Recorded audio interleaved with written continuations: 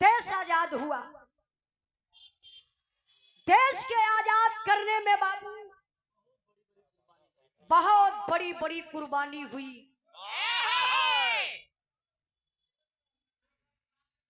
कहा जाता है जय जवान जय किसान जय विज्ञान।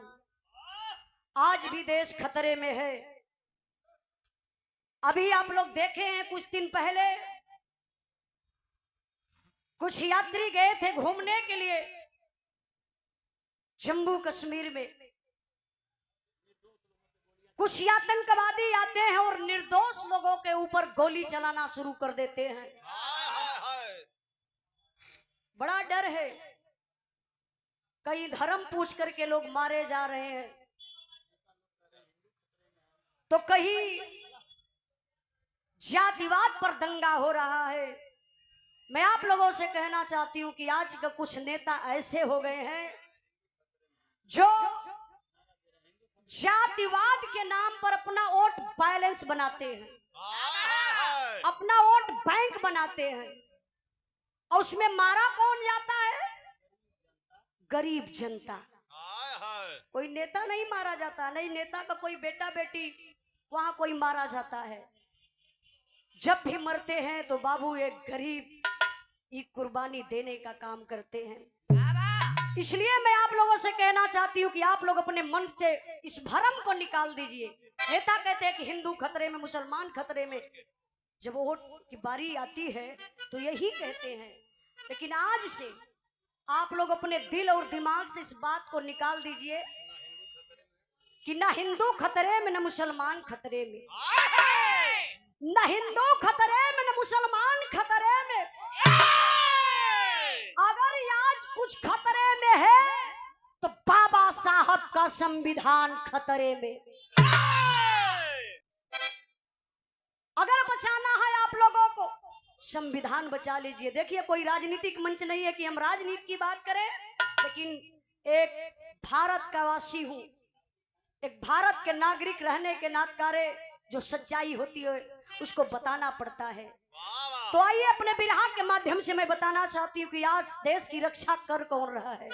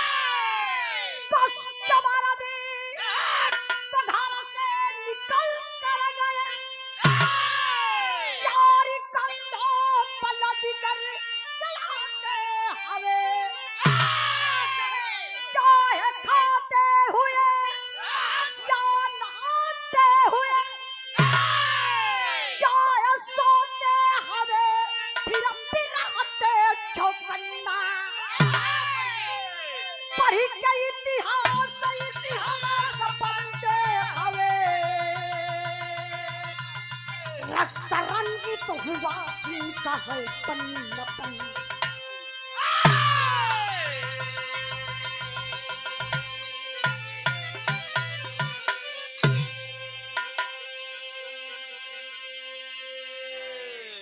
आज अगर कहा जाए बाबू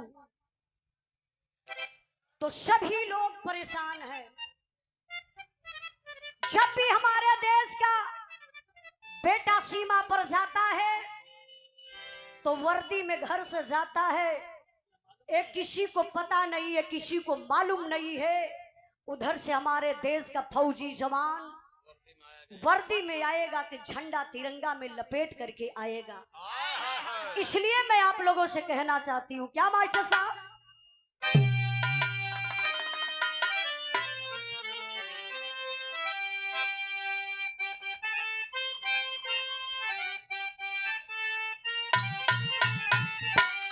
बीरस के भाव पर सम्मान की हमारे बड़े भैया राम राजपाल भगवानपुर मकान का डिजाइनर है आप, मिस्त्री है। इस समय आप अभिषेक यादव जी का मकान बना रहे हैं, जो के भी मकान का डिजाइन करवावे के रही तो राम राजपाल से जरूर आप लोग संपर्क करिए भैया। काहे से हम बताइला, हर एक इंसान के जिंदगी में 3 गो चीज के जरूरत पड़ेले। किथुआ किथुआ के रोटी, कपड़ा, मेहरारू। या तो चली जाने तो चुप मार के बैठा। रोटी, कपड़ा, मकान। अरे भैया मकान तो भाड़ा पे ले ले सब हो। और मेहरारू कहाँ मिला थीन भाड़ा पे? मिला थीन? अरे बाप भैया, भाड़ा वाली मेहरारू का होई? नहीं नहीं, सबके जिंदगी में मेहरारू का जरूरत पड़ेले रमेश भैया। काहे से हम बताइला, घर की नारी लक्ष्मी होती है। जौने कितने तो हम चुड़ैल भी हो जानी भैया। जौने घर में नारी ना बा, लोग कहला तू घर भूत का डेरा लगेला। नारी से ही घर के मान सम्मान रहेला, नारी से ही घर सजल रहेला। एले ही हम कहिला कि नारी का सम्मान करना सीखो। नारी होता, लेकिन नारी हो तब चुड़ैल ला त नेहुरा के पिठिया चरदा ईटा ला देवे के चाहिए। ई काहे बदे? सुधर जाई, बाबा रामदेव के योगा है। ठोगिता झर जाइयो, ऐसा नहीं होगा। केहू जने अपने मेहरारू के ऐसा योगा करवैया मत, नहीं तो जिंदगी भर अब समझ ला अकेले रहाई के पड़ी। बहुत बहुत भैया के प्रणाम। आई तनी बिरहा में बड़ा बढ़िया मास्टर साहब लाइन बजौले होन। कौन लाइन बा?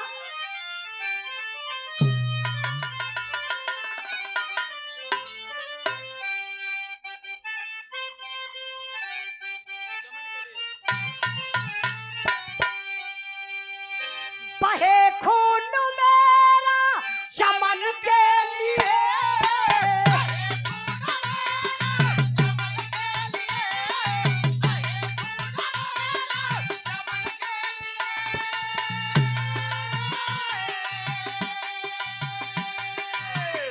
बहे खून मेरा चमन के लिए, चमन के लिए मेरी जान जाए वतन के लिए, मेरी जान जाए वतन के लिए, मेरी जान जाए वतन के लिए।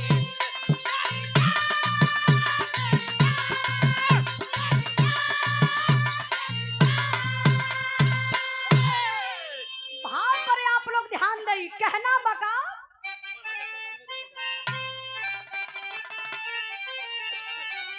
बढ़ा जो कदम है रुकेगा नहीं,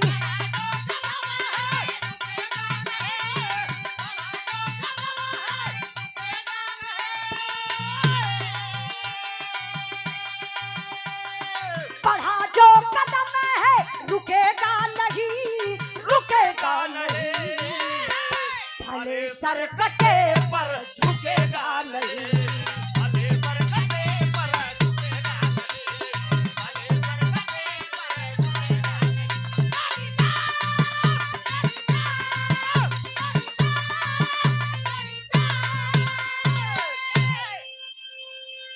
पुनः ये दूसरा पुरस्कार ए बीरस के लाइन पर रामचंद्र यादव आधार आप बाबूजी की तरफ से 51 रुपए का पुरस्कार आपके चरणों में बहुत बहुत प्रणाम, आशीर्वाद बनल है। सब भाई लोगों के नमस्ते प्रणाम। आई बाबूलाल पाल, बाबूलाल पाल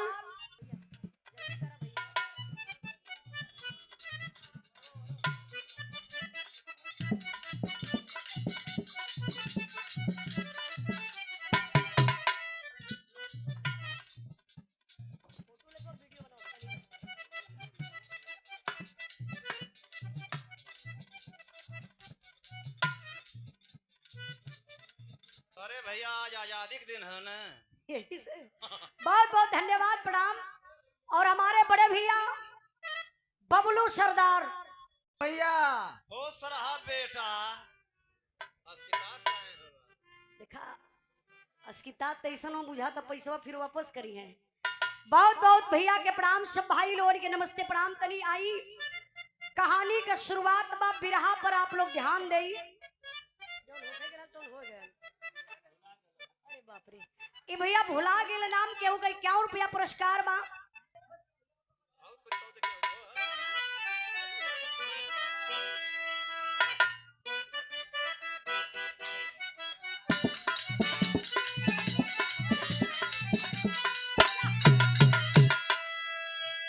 सरहदी जंग पे जो वीर लड़ने आता है, सरहदी जंग पे जो वीर लड़ने आता है, मौत का सहारा अपने शीश पर सजाता है।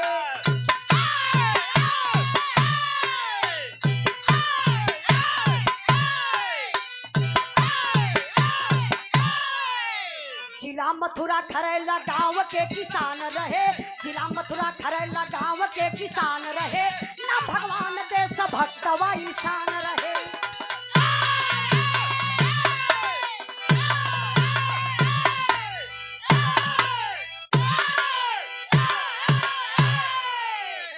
कहानी पर तनी आप लोग ध्यान दें।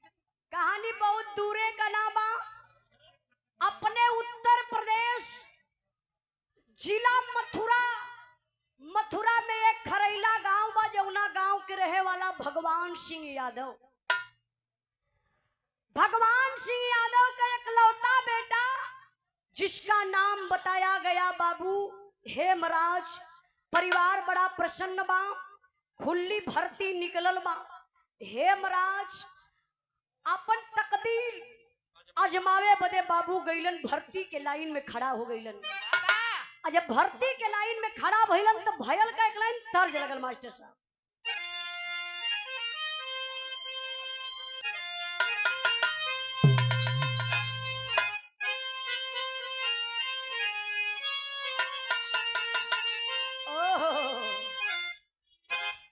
बिरहा में तर्ज बहुत बढ़िया लगल बा, कोनो नई नई दुल्हन रहल। यही हमरे मास्टर नियर इतनी करिया रहल का। अच्छा करिया मेहरारू ना होली का, होली तनी फूहर लगैनी। जाए तब करिया पे कुछ बात ना कह, नहीं तो हाँ दिक्कत आगे बढ़ जाई भैया। रूप से मतलब नहीं, दिल से होला इंद्राज भाई। देखी कौन है मास्टर नियर मेहरारू रहल, गांव के कोलिया में देख लालस निम्मन देवर। रमेश भैया ओके ये बाई अखिया अपन मार दहलस। मार दहल? हाँ, आंख मारा जाने ला ना।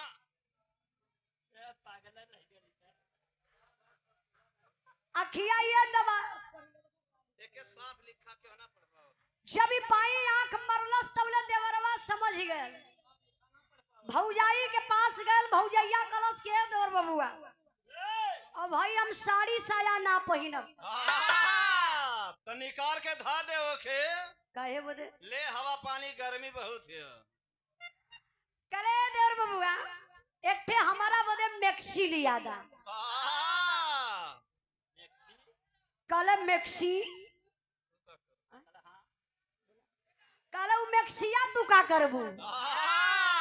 कहला भूसा ढोवे खातिर। बस भैया बस, हमारे बड़े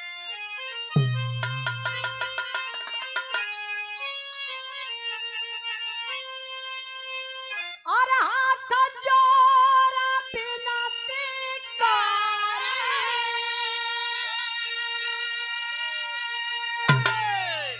और हाथ जोड़ा बिनती करे,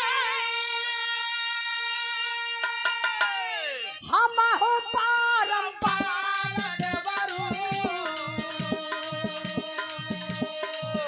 हम का मंगई हो देवा, हम का मंगई हो देवा, सूट सालवार देवरू, हम का मंगई हो देवा, सूट सालवार देवरू, हम का मंगई हो देवा।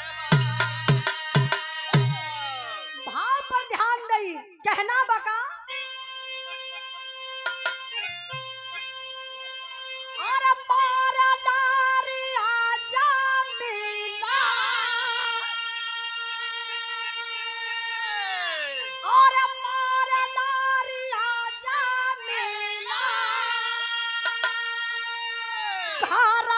से छूट होगी पानल बहादुर बंदा, पानल बहादुर बंदा फौजी डांग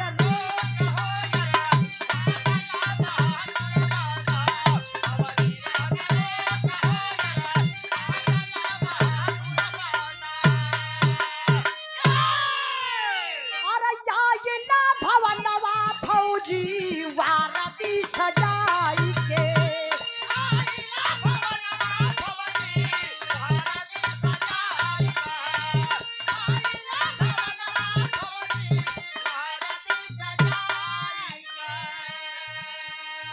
चुमला लीलार बाबू कारवा लगाई के।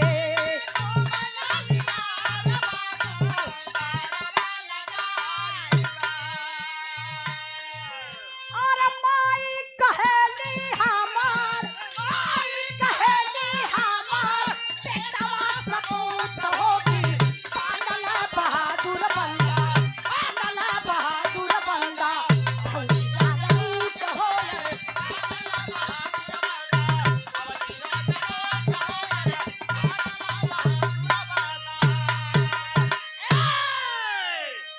रामराज। बिरहा पर तनी आप लोग ध्यान देई।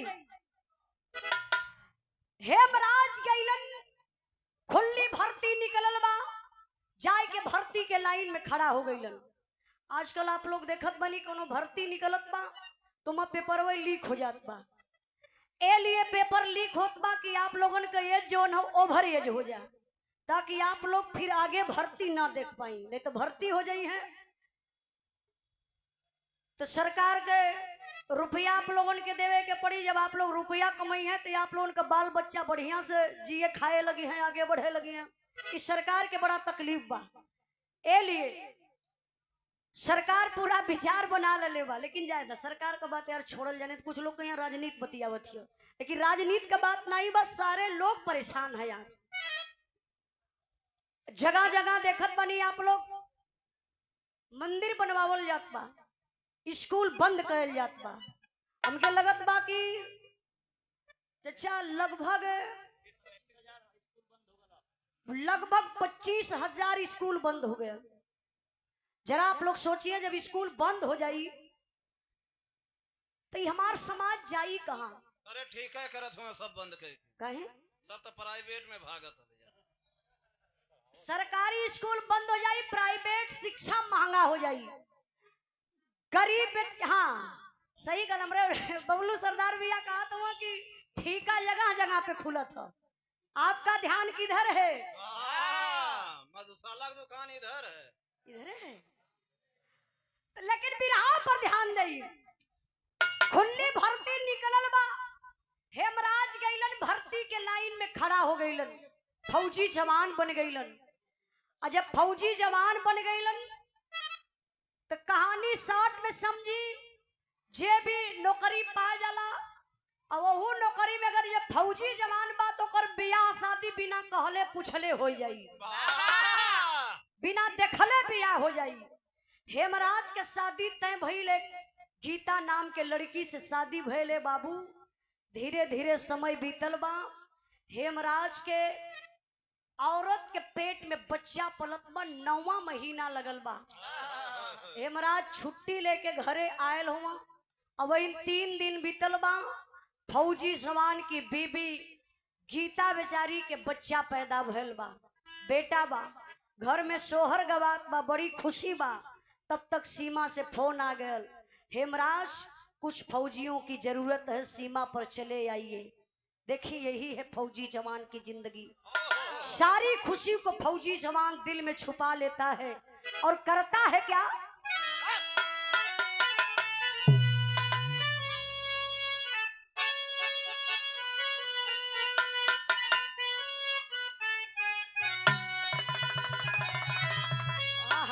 बारे बनारस का धरती, फर्ज बड़ी बढ़िया बजा दला मास्टर साहब। ये बनारस का धरती बा। रमेश भैया कहा जला केहू को जोड़ अगर कहीं ना मिले तो ये बनारस के धरती पर सबकर जोड़ रखल हो। जैसे जैसे चाहे वो लड़वैया हो, चाहे गवैया हो, चाहे पॉकेट का मरवैया हो, सब बनारस में भरे हैं। बनारसे में बैठल हुआ वो तो जनता है। तो डराई के बोला सच्चाई बा। ए बनारस के गवैया स्वर्गीय रामदेव गुरु हमरे पापा भी बिरहा गावलन बबलू भैया। वाह, अब कहाँ भी रहा गावत हूँ मैं। तब का कर अब तो बैठ के प्याज छीलत हूँ मैं खाली। नहीं कहता हमार पापा प्लेट माजा ना। अरे मजा ही परी भैया, काहे बदे जब लेबर ना रही तो क्या माजी। अरे पागल राम जन्म भैया हमारे होटल पे गल हुआ। हमार पापा होटल पे रहा हाँ, वही बैठ के प्याज छिलने पूछलन से पूछब। हाँ। ठीक हमार पापा 5-6 जने के रखले हुआ। वाह, ये उम्र में हो मेहरारू नहीं आई पापा हमार मेहरारू रखले हो। मेहरू आई कहाँ से बड़की माई भी है वही में। अरे पागल हमारे बाप का बात है मरे हो। पापा हमार 5-6 जने के रखले हुआ। ये गलत कैले हमारे उम्र में। उमरिया का करी अरे घरे बैठे चाहिए आराम से। भैया मेहरारू ना मतलब वर्कर रखले हुआ। हाँ भैया समझ गईला। ये पागल आदमी लोग कुछ भी बोल देते हुआ। अगर विश्वास ना हो तो राम जन्म भैया से पूछ लो। हमारे होटल पर गए हुआ तब का कलियां थमा देखनी है जाके। तो देखिए हमारे पापा आज भी बिरहा सिखावल पहले भी सिखावल। कहा जब भी गैया केहू कैसो गौले रहिया। अब इनका लिए बताओ थो कहा केहू बेटा कैसो गावे लेकिन जब तू गैया तो अपने अंदाज में गैया भले बिगाड़ी के गैया। काहे से वो त्योहार हो जाई। हम कहली काहे तब वो त्योहार गावल हो जाई ना। तो बिगाड़ू के गाद वो लोग कहे उजलवा गौले तोहर चर्चा वहाँ जरूर हो जाई। हमार पापा बतात रहा कले धुन के जौने समय स्वर्गीय रामदेव गुरु गा दे तब मुर्दन के जोश आ जाए। कितना तो ही बनारस से टिकठिया लेके भाग गई ने। हाँ, इनकर दादा कई टिकठी लेके भागा। हाँ, तारे बाबू हिस्सा लेके गए अल्लाह ने। ले गए। चला ठीक बा लिया तू पैसा। आई बिरहा में तर्ज लगल बा स्वर्गीय रामदेव गुरु का। रामदेव गुरु का अंदाज अलगे रही हमार अंदाज बा मास्टर साहब कैसे।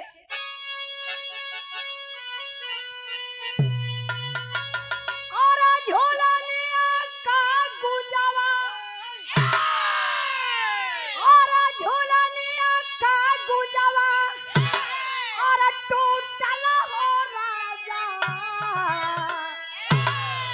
जमनिया से गड़िया छूटल हो राजा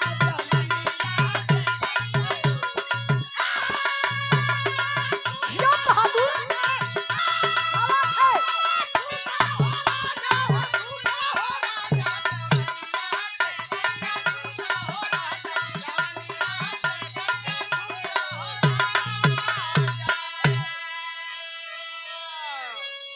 यारा घोषपाठी कई के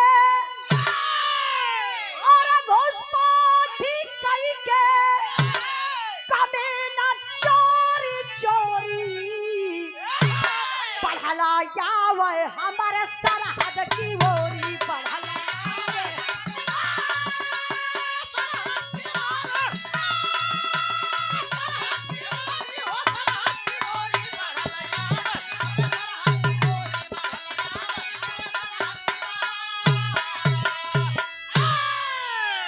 अरे कुछ दूर पर 3 साया दिखाया और झट से जवान हाथ उठाया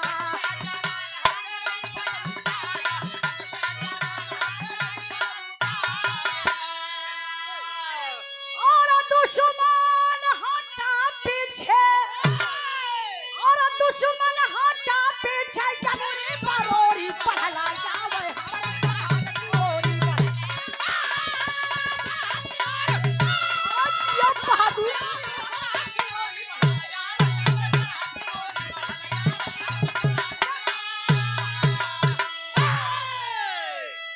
पारे हिंदुस्तान का फौजी जवान हेमराज ड्यूटी पर गईलन।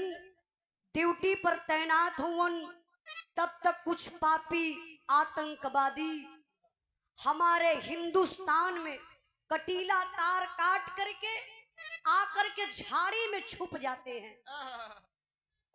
अब हिंदुस्तान के जवानन के कुछ पता ना बा कि यहाँ पापी पाकिस्तानी छुपल हुए।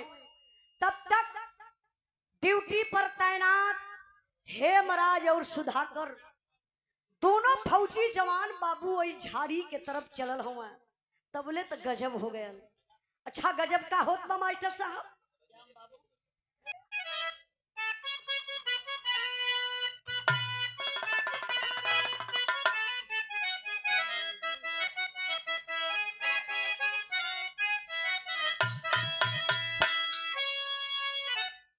वह तर्ज लगल बा। एहू तर्ज के स्वर्गीय रामदेव गुरु अपने जमाना में बड़ा लहाई के गावत रहलन। कैसे गावे?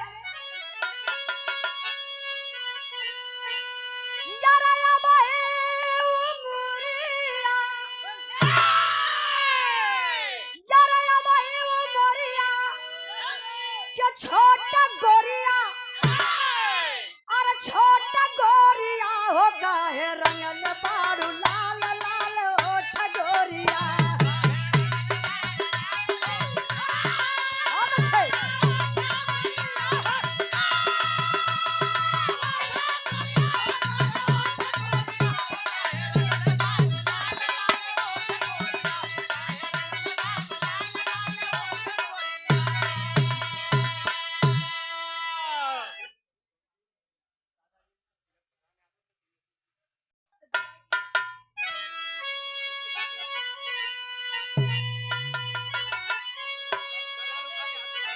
अच्छा अच्छा अच्छा भाव पर ध्यान दें आप लोग। कहना बा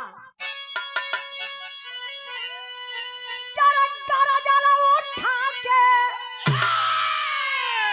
जरा गारा जरा उठा के हथियार बीरवा अरे हथियार बीरवा हो साथ संगे सुधा जुझार बीरवा।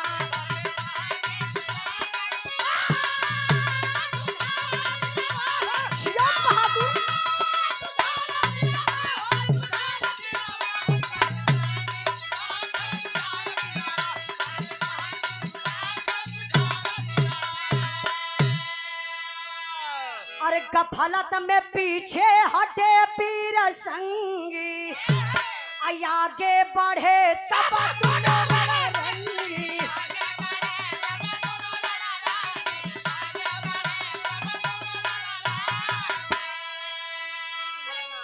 जरा बुझला न धोखवा कर मारा बीरवा अरे मारा बीरवा हो साथ संगे सुधा कर जुझार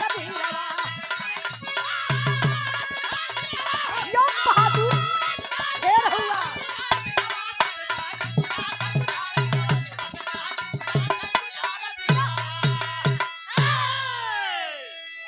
दादा बड़े जोश मिलन है। भैया भैया भाई हेलो थोड़ा साइलेंट। विराम पर ध्यान दई। हेमराज सुधाकर झाड़ी के तरफ चलत हुआ और पपियवा आतंकवादिया वही झड़िया में छुप के ऐसे निशाना साध के बाबू तैनात रहलन। हिंदुस्तान का जवान समझ ना पौलन। तब तक वो पपियवा पाकिस्तानिया गोली चलावे शुरू कैलन। निशाना साध के मरलन। एक गोली हेमराज के पैर में लगल और दूसरी गोली सुधाकर के पैर में लगल। दोनों जवानन के पैर में वो पपियवा से गोली मरलन। देखी वो पापी सीने में भी गोली मार सकते थे, सर में भी गोली मार सकते थे, लेकिन इसलिए पैर में गोली वो पाकिस्तानी पापी मारे कि हमें हिंदुस्तान का जिंदा फौजी मिलेगा, हम हिंदुस्तान का राज पूछेंगे। वही घायल अवस्था में लेकर के बाबू हिंदुस्तान का सीमा पार करके पाकिस्तान सीमा में चल गई पपियवा सो। इतना ही नहीं, आमने सामने दो खंभा था, वही खंभवा में गतर के हेमराज और सुधाकर के पपियवा सब बांध लेलन। बंधले के बाद है बाबू, एक पापी पाकिस्तानी हाथ में तलवार लेकर के आता है और हेमराज से सवाल कर देता है, बता दे हिंदुस्तान का राज, बचा ले अपनी जान को। लेकिन बारे हिंदुस्तान का फौजी सिपाही, फौजी जवान, पैर में गोली लगल बा, दिल से आवाज निकलल, मैं हिंदुस्तानी हूँ। वो पाकिस्तानिया के चेहरा पर हेमराज तकलन, कला रे साले तगले की औलाद, हम उस देश के पासी है जिस देश में गंगा बहती है। नहीं बताऊंगा रे साले हिंदुस्तान का राज, जो करना सो कर ले। कल सरे साला बहुत बढ़ बढ़ के तू बोल रहा है, मैं हिंदुस्तान का राज पूछ रहा हूं और तू भारत की गंगा दिखा रहा है। तू क्या दिखाएगा, भारत की गंगा कैसे बहती है। पपियवा खींच के तलवार चलौलस बाबू, हेमराज का बहिया काट लेहलस, शरीर से खून बहे लगल। कलश देख ले, यही है तेरे हिंदुस्तान की गंगा। अगर तू बता दिया होता तो शायद तेरे साथ ऐसा कस्तई मैं नहीं करता। इतना कही के बाबू अल्लाह के तलवरिया चलल सुधाकर के तरफ, खंभा में बांधल शरीर ब सुधाकर के कलेजा कांप उठा। मन में सोचे लगल है, अवत बा पापी, पहले बाह के काटी। सुधाकर कला भाई मेरी बाह को मत काटना, मैं तुझे हिंदुस्तान का राज बता दूंगा भाई, मेरी बाह को मत काटना। ई बतिया हेमराज सुनत रहलन। हेमराज के तेवर देखा कि पैर में गोली लगल बा, बाह कटल बा, लेकिन वही आवाज में सुधाकर के लगलन डांटे, कला ना ना रे भाई ना सुधाकर, ना तुझे झंडे तिरंगे की कसम, तुझे तेरी वर्दी की कसम, तुझे धरती मां की कसम, एक भी हिंदुस्तान का राज मत बताना रे पगला, जान तो अकेली जाएगी। हिंदुस्तान और हिंदुस्तान के लोग तो सुरक्षित रहेंगे। अपनी जान के लिए तो हिंदुस्तान को खतरे में डालेगा। ना रे भाई ऐसा कष्ट मत करना, मर जाना चलेगा। तबले ही पपियवा पाकिस्तानिया समझ गया कि वो डर रहा है, बताएगा हिंदुस्तान का राज जरूर। तबले भैया हो दौड़ के गयल पाकिस्तानिया, सुधाकर के मुहवा तर अपन कनवा लगा दलस, कल बता दे हिंदुस्तान का राज और बचा ले अपनी जान को। लेकिन बारे हिंदुस्तान का फौजी जवान खूनवा खौल गए, लेकिन करे का जवान खंभा में शरीर बांधल बा। तब तक हिंदुस्तान का फौजी जवान खेखार के वो पपियवा के मुहवा पर कला थू ले, यही है मेरे हिंदुस्तान का राज, अब जो करना सो कर ले, मुझे जीने मरने का कोई गम नहीं है। पाकिस्तानिया पपियवा कलो सरे साला,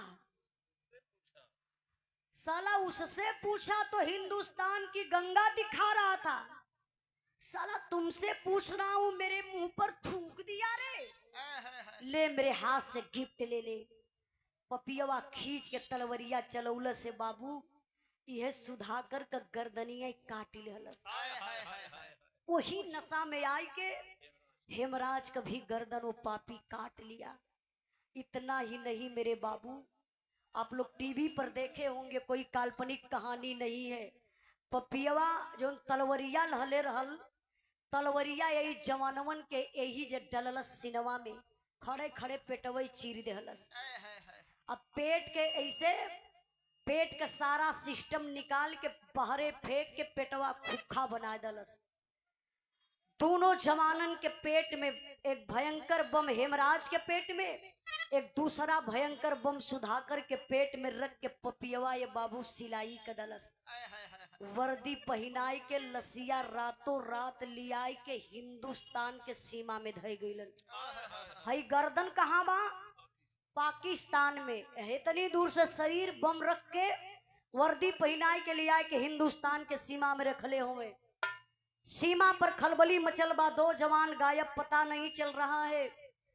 कई दिनों के बाद बाबू कुछ जवान जब उस झाड़ी के तरफ जाते हैं, दोनों जवानों का पैर देखते हैं तो अवाक हो जाते हैं, अरे यार 2 जवान यहाँ लेटे हुए हैं। थोड़ा से करीब में जाते हैं तो देखते हैं जवानों का गर्दन कटा हुआ है, बाह कटी हुई है, पेट काफी ऊंचाई ले सुजा हुआ है। फौजी जवान समझ गए दाल में कुछ काला है, इसलिए वो पापी सब बम रखे थे कि हिंदुस्तान के जवान जब जाएंगे इस लाश के साथ छेड़छाड़ करेंगे, उठाना चाहेंगे तो विस्फोट हो जाएगा, आसपास जितने जवान रहेंगे मारे जाएंगे। ए भैया, जवान सब देखलन, कदम पीछे हटा लेलन कि दाल में कुछ काला है, कुछ तो गंभीर बात है। चेकअप करने वाली मशीन आई तो पता चला कि दोनों जवानन के पेट में भयंकर बम बा। बम के सुरक्षित निकालल गए। दोनों जवानन का लाश ले जाए के कैंप में बाबू फौजी जवान गमी मनावत हुए। यहाँ का बात आप लोग छोड़ी, तनी से दिमाग लेके आप लोग चलल जा हेमराज के परिवार में। हेमराज का दुल्हन स्नान कई के बाबू श्रृंगार करे बैठल है। वह वक्त का देखल जा वातावरण कैसन बा। हमारे बिरहा में बिरहा में करुणस का लाइन बा, करुणस का भाव बा, तनी आप लोग ध्यान दिए। कहना बा का,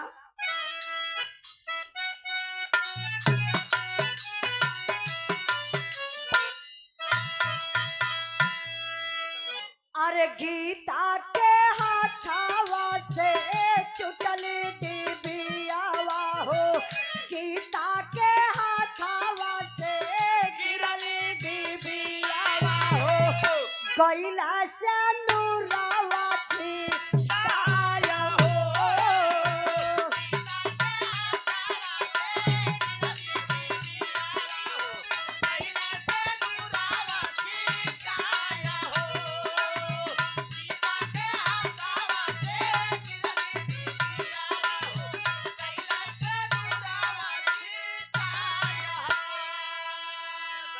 अरे धक से करे जा कैला कपल शरीरिया हो, बाजल मोबाइल आए सीमत खबरिया हो, कापत के हेलो हेलो बोलन दुल्हनिया हो, कापत के हेलो हेलो बोलन दुल्हनिया हो, तनिको या वजिया नाची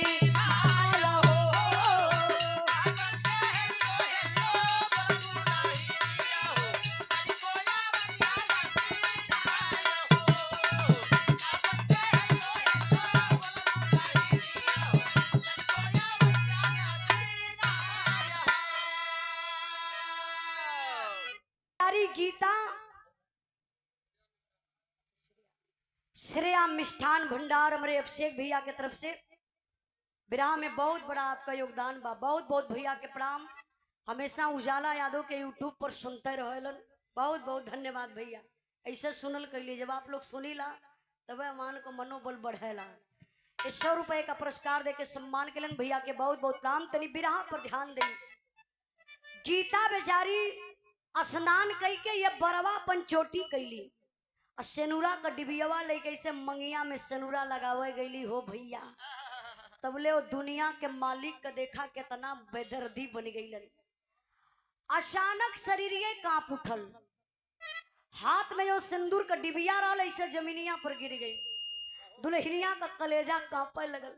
दुल्हन बना कहा जला कि ये सब अशगुन मानल जला। ऐसे दुल्हनिया चरवा से बाबू सेनुरा बटोरत बा, हथवा सिनवा पे रख के सोचत बा कि हमरे सोनू के पापा पर कौनो आफत विपत न वे मालिक। ई कैसन असगुन जनात बा।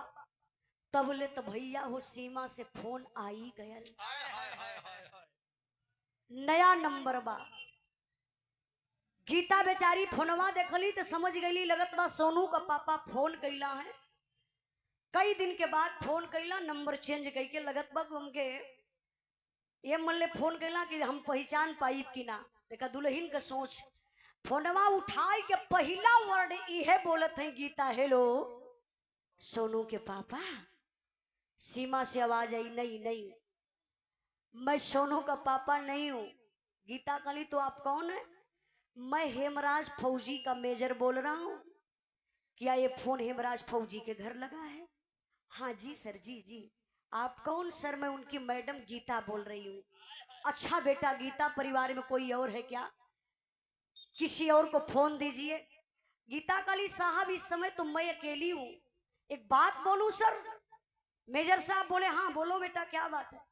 कहले कि साहब कई दिन से सोनू के पापा से बात नहीं हो पा रही है, फोन नहीं लग रहा है, प्लीज सर सोनू के पापा से बात करवा दीजिए। मेजर साहब का कलेजा कांप उठा, किस फौजी जवान से बात कराऊं? दुल्हन पति के याद में डूबी हुई है, पति को चाह रही है, पति से बात करना चाहती है, मैं किस फौजी जवान से बात कराऊं? मेजर साहब अंदर से टूट जाते हैं। वही फोनवा पर बाबू गीता के समझावे लगलन, बतावे लगलन। बतावत का हुआ मेजर साहब, अब कैसे बतावत हो तनी से ब्रेक बा मास्टर साहब। मेजर साहब बात घुमाई के बाबू और गीता बेचारी के बतावत हो। का बतावत हो मास्टर साहब?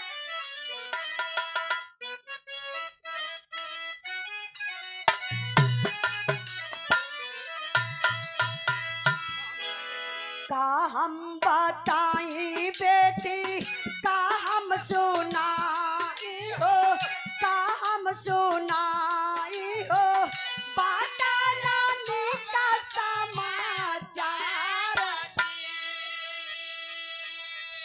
बज्जर करे जा कई के सुनला खबरिया, अरे सुनला खबरिया हो, लुट गए दुनिया तो हथवा से फोनवा छुट के गिरल जमीनिया पर, गिरल जमीनिया पर, गीता रोवलिया सुगार। ए बाबू मेजर साहब बात घुमा दले, कल बेटा गीता मैं क्या बताऊं, कुछ कहने लायक नहीं है। एक करोड़ उसके भाव पर न्यू बजरंग बहार sweet house Shivpur Varanasi railway crossing से हमारे बड़े भैया पुनः ये 200 रुपए का पुरस्कार हमारे रमेश भैया सम्मान के लिए करोड़ के भाव पर 200 रुपए का पुरस्कार देकर रमेश भैया के चरणों में बहुत बहुत प्रणाम। मेजर साहब बात घुमा दले, कहना बेटा गीता क्या बताऊं, कुछ कहने लायक नहीं है। गीता बोली अरे सर क्या कहने लायक नहीं है, आप क्या कहना चाहते हैं? कहला बेटा मैं क्या बताऊं, आपका पति हेमराज इस दुनिया में नहीं रहा, शहीद हो गया। अरे बाप रे बप्पा, जब शहीद शब्द दुल्हनिया सुनलस हो फाट गल करेजा, कैसे बर्दाश्त करी। वही अंगना में अरराई के गिरल बा, बेचारी रोवत बा। गीता तबले बाबू बहरवा बरस करत रहलन, दौड़ के अइलन, मोबाइलिया उठा लेलन, वही फोनवा पे डांटे लगलन, समझलन कि बेटा का फोन हो। कहला रे हेमराज बेटा तक का बहू के कदले कि देख सुबेरे सुबेरे रोवत बा। उधर से आवाज आई पिताजी मैं हेमराज नहीं हूँ, हेमराज फौजी का मेजर बोल रहा हूँ। हाँ जय सर जय। जी पिताजी मैं आपसे कहना चाहता हूँ बड़े दुख के साथ और बड़े गर्व के साथ कि आपका बेटा हेमराज इस दुनिया में नहीं रहा, शहीद हो गया। अरे बाप रे बप्पा, माई बाबू रोवत हुआ, पूरे गांव में कोहराम मच गल।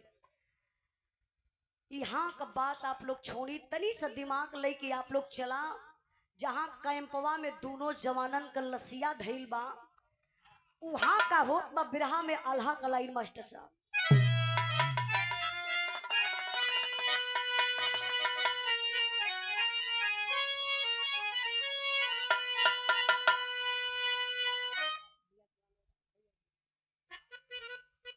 हमार बिरहवा कहाँ पहुंचल लिया? अल्लाह पे काशी में कि तहसील में? कहाँ? अच्छा ये कहीं यहाँ पहुंचले बिरहा। आई बिरहा पर तनी आप लोग ध्यान दे। बिरहा तहसीलियों में जा सकेले, थानों में जा सकेले। टाइम हो गए। हाँ अरे हमार दादा 100 साल जिया दादा। दादा याद धरा दे का तो अल्लाह पे तोहर बिरहा रही। अल्लाह पे बहुत बहुत धन्यवाद। का जरा बिरहा सुनवैया रहे तो आपके जैसन। बिरहा में अल्लाह का लाइन बा, दोनों जवानन का लाश का होत बा, वो लाश के साथे का होत बा। ये लाइन पर ध्यान दें आप लोग।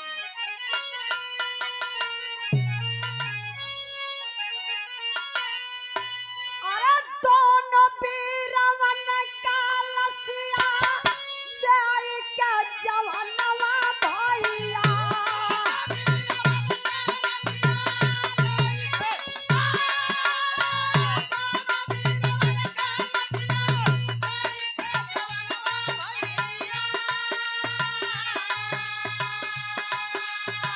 चौली बेर आईना दोनों बीरवन के दुआर।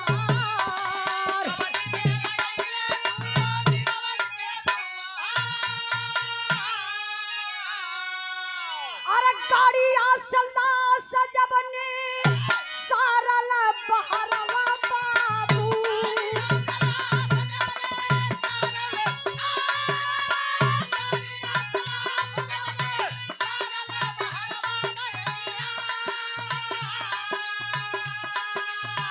देहला तिरंगा फौजी देहिया से तार।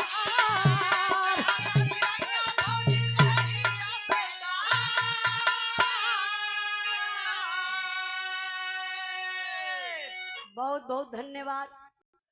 दोनों जवानन का लाश झंडा तिरंगा में लपेट के जब दोनों जवानन के घरे आई लसिया, तब गजब हो गया। जब ताबूत खोलल गए बाबू, हेमराज का पत्नी गीता पगला गईली। उलसिया पहचानती ना है। काहे? अरे गर्दन का पता ना बा, सर हईबे ना करे, बाह कटल बा, पैर में गोली लगल बा, पेट चीरल बा। आखिर उल्लास कैसे समझ में आई कि केकर लाश बा? इंसान का पहचान रमेश भैया गर्दन से, चेहरा से होला। अब यही से गर्दन काट के केहू के मार के फेंक दा नंगे धड़ंगे तो केहू समझे ना पाई कि केकर लाश बा। दुल्हनिया गीता पगला गईली। वही भिड़िए में बाबू यार वहार घूम के हथवा जोड़ के सबसे कहती, भैया हमारे साथे अन्याय भयल, हमारे पति का लाश ना बा।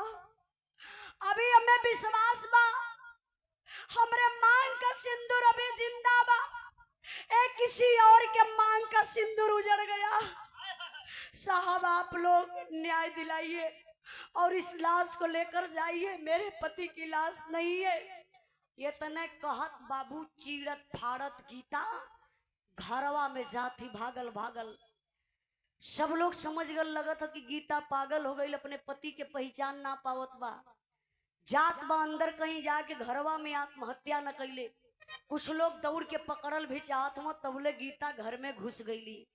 और जब घर में गीता घुसल है तो कैली का मास्टर साहब राजेश प्रसाद उर्फ छल्लू मिश्रा जी की तरफ से 51 रुपए का पुरस्कार, बहुत बहुत प्रणाम। कहना है क्या? अरे दौड़ क्या फोटा हुआ है मां राज कली भैया।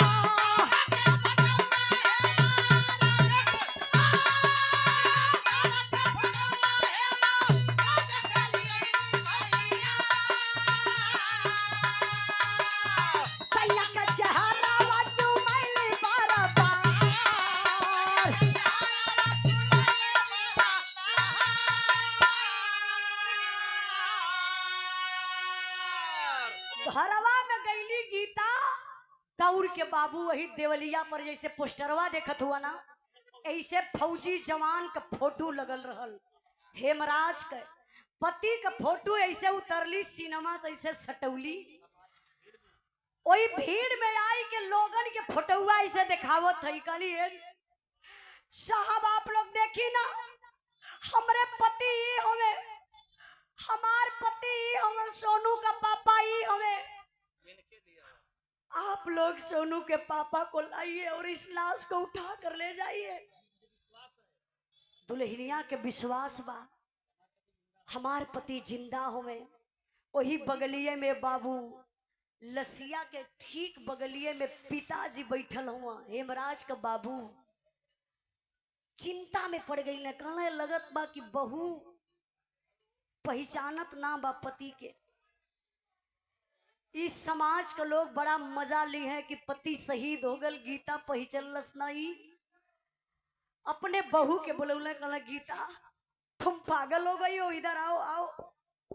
अली गीता, कहले अरे पगली गीता, ये अपना बेटा है, हेमराज है, मेरा बेटा है, मुझे विश्वास है। तू नहीं पहचान रही है ना, यही समाज के लोग तुझे ताना मारेंगे, पति शहीद हो गया, नहीं पहचानी पत्नी। फौजी जवान के पिता ये बाबू यह पैर से कफन ऐसे हटौले, जब झंडा तिरंगा ऐसे हटौले ने बाबू पैरवा में एक इतनी बड़ी चोट का निशान रहल। बचपना में पेड़ से हेमराज गिरल रहल, जब वो चोटिया देखौले गीता के, वो चोट गवाही कर दहलस। पहचान गई गीता कि अरे ये तो हमारे पति है, सोनू के पापा। कलेजा फाट गल बाबू, वही लसिया पर गिर के रोवे शुरू कैली। रोवत रोवत गीता बेहोश हो गईली। एगो चदरा ओढ़ाई के लोग ऐसे लेटौले बा, डॉक्टर बुला दला, इलाज होत बा गीता का। लगत बा कि गीता का भी जान ना बची, लेकिन बेला का आइल, समय आइल अंतिम संस्कार कैला कर। बाबूजी लसिया के उठावत हो, लसिया उठती ना बा। दूसर के उठावे तो उठा ले, लेकिन लाश का वजन बढ़त जात बा। पिताजी अपने दिल के बड़ा मनावत हुए, काले कि बेटा शहीद हो गया, अगर रोई देव ना तो ही जमाना का लोग कही है कायर बाप का बेटवा रहल शहीद हो गया। लेकिन रमेश भैया कहल जला, औलाद का गम फौलाद को पानी बना देता है। औलाद बा, दर्द बा, पिता छुपावत हो ना रोई, अपने आप के उस साबित करत हो कि मैं वीर हूं, मेरा बेटा वीर है। लेकिन बाबू जब लसिया फिर झुक के उठावर शुरू कैलन, हिम्मत ना पड़त है, लसिया ऐसे हाथे से छूट गई। तब आखिरी वक्त पे ऐसे कन्हवा पे गमछा रहल, बाबू गमछवा उतार के मुहवा ऐसे मुनत हुए, शरीरिया कांपत है, रोवत हुआ। वही लसिया के ताकत हुआ, कलंकार है बेटा। हेमराज लाल बुढ़ाई में कमर तोड़ दले हीरा, बिना राम के कैसे मन मनाइब रे बेटा। अरे बिना राम के कैसे मन मनाइब रे बेटा। आज बोझ बुढ़ौती में कैसे तोर उठाइब रे बेटा। लाल बुढ़ाई नाच दहले, वही लाश पर गिरले बाबू, पिताजी बेहोश हो गई। आप लोग जानी ला, दुनिया का सबसे बड़ा बोझ, सबसे बड़ा भार, कुछ लोग कहना कि घर में बहन बिटिया सयान हो जाली, सर की बोझ बन जाती हैं, लेकिन नहीं मेरे बाबू, बिरहा के सुनने वाले भैया बाबू, ये बात के दिल से सुनल जाई। दुनिया का अगर सबसे बड़ा कोई बोझ है ना, एक पुरनिया बाप के कंधे पर जवान बेटवा का जनाजा। कैसे वो बुढ़वा बाप बर्दाश्त करी हो बाबू। कहा जला कि बाप के कंधा बेटा दे तो बाप के स्वर्ग हो जाई, और जवन बुढ़वा बाप बेटवा के कंधा दे तो जियते जी नरक न हो जाई। आज बाप गिरले बेहोश हो गईलन,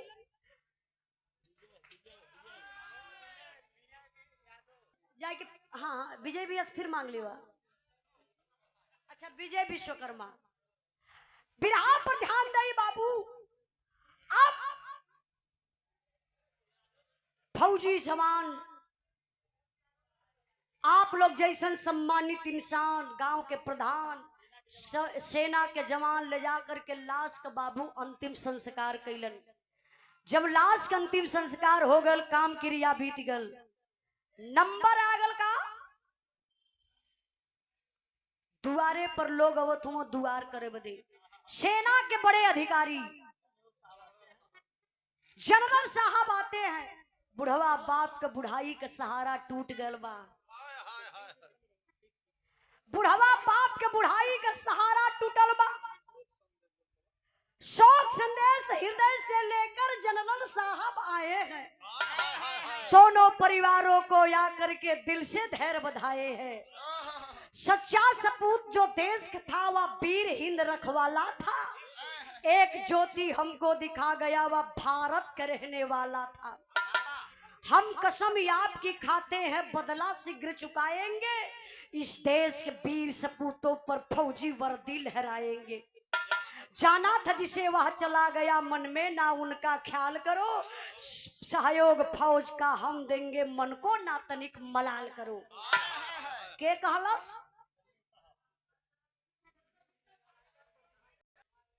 जनरल साहब आते हैं। बुढ़वा बाप बैठा हुआ कहला पिताजी जो होना था हो गया। मैं कसम आपकी खाता हूं इस बदला को शीघ्र चुकाऊंगा। जितने सारे गांव के बच्चे हैं सबको निःशुल्क भर्ती करवाऊंगा। अरे बाप रे बप्पा जब इतनी बतिया सुन ले हो करे जब फाट गल। बुढ़वा बाप का कले काहे साहब का करब भर्ती लेके का हमरे लाल का ताकत कमजोर रहल। जौने बेटवा के पैर में गोली मारल गल बाह के काटल गल पेट के चीरल गल पेट में बम रखल गल। हे साहब सुना जनरल साहब कहला पिताजी टेंशन मत लीजिए। जो रोड है वहाँ एक हेमराज के नाम से गेट बनेगा और चौराहे पर मूर्ति हम लोग बनवाएंगे। शहीदी रास मिलेगी। बुढ़वा बाप कले हे साहब का कर भर्ती रुपया पैसा लेके ओ साहब लाल हमारे कलौता रले चल गई दुनिया अनहार हो गई। हमके अर्थी भर्ती रुपया पैसा कुछ न चाहिए ओ साहब। चाहिए का ओ बुढ़वा बाप का मांग बा। मांग का बात तनी से 1 मिनट आप लोग रुकल नहीं। हाँ चचा बजत रहे क्या बात है। दादा दादा छपटियात रहा। अब सुना भी रहा ओ बुढ़वा बाप का मांग बा। बुढ़वा बाप काले कि ऐसा का करब भर्ती लेके का करब चौराहे का मूर्ति लेके। हई लाल लोग भर्ती हो जाई सबकर गर्दनिया कट जाई सरकार कुछ ना आवाज उठाई। हमके अर्थी भर्ती रुपया पैसा कुछ न चाहिए हो साहब। अगर कुछ देवे के बाद तो एगो चीज दे दे। बुढ़वा बाप का मांग बा का मांग बा अगर दिल से सुनेंगे आप लोग कलेजा एक बार फाट जाएगा। कैसे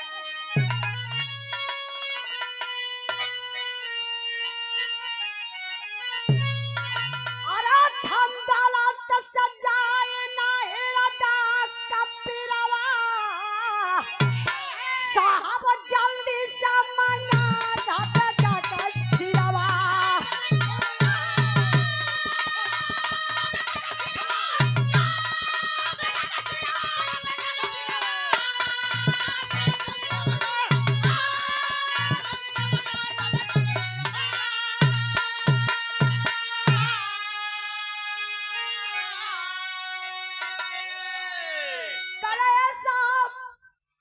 भर्ती कुछ न चाहिए साहब।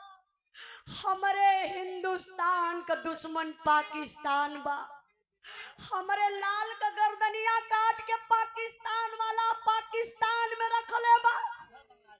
जबले जी अब तबले मुआ। अब मुअला के बाद हमारे स्वर्ग में भी हमारे आत्मा के शांति ना भेटाई। अगर कुछ देवे के बाद साहब तो हमारे लाल का गर्दनिया पाकिस्तान से मंगा दा, आखिरी बार देख ली हो साहब, लाल का दर्शन हो जाई।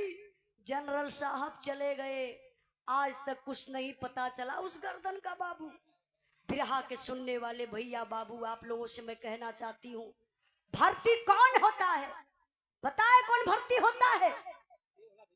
कोई एमपी एमएलए का बेटा भर्ती नहीं होता है।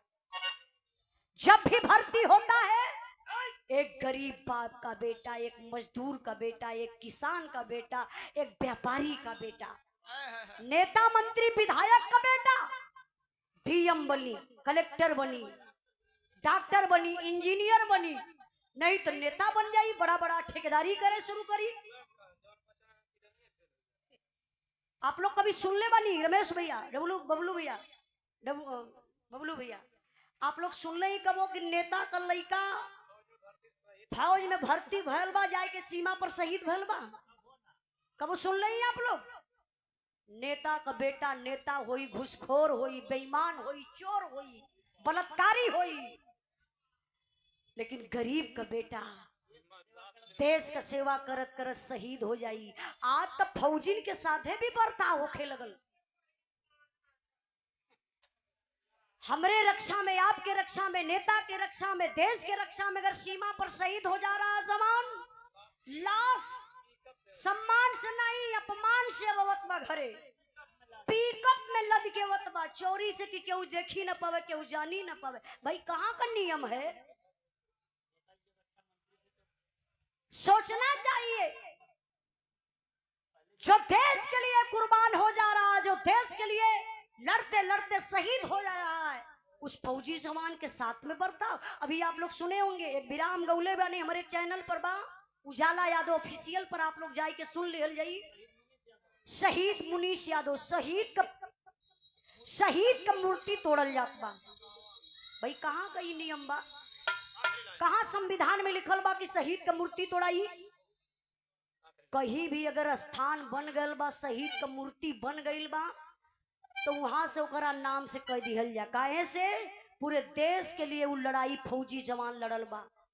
जो घटना है यहाँ की मैनपुरी की, आप लोग नेट पे सर्च करिए उजाला यादव ऑफिशियल पर, शहीद मुनीश की मूर्ति क्यों तोड़ी गई, उजाला यादव बिरहा, ते आप लोग पूरा बिरहा सुन लिए, समझ में आ जाई कि आज फौजिन के साथे भी बर्ताव होत बा। ते लिए आप लोगों से कहत बानी बाबू, आगे कदम उठैया तो सोच समझ के कदम उठैया। काहे से बूझ बूझ से तालाब भरेला। आप लोग बहुत महान है, बड़ा शक्तिवान आप लोग हुआ, आप लोगन के मत में बड़ी शक्ति बा, लेकिन का करवा, एक ठे दारू, एक ठे पौवा पे 1 किलो मुर्गा पे बिक जाला लोग।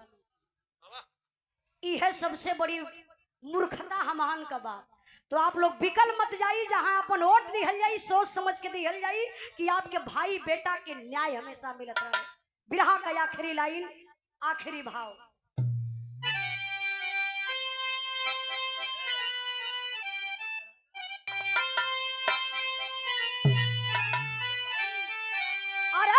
पानी कैसे होई भारती, जालिम उजाला दिहाया भनकुर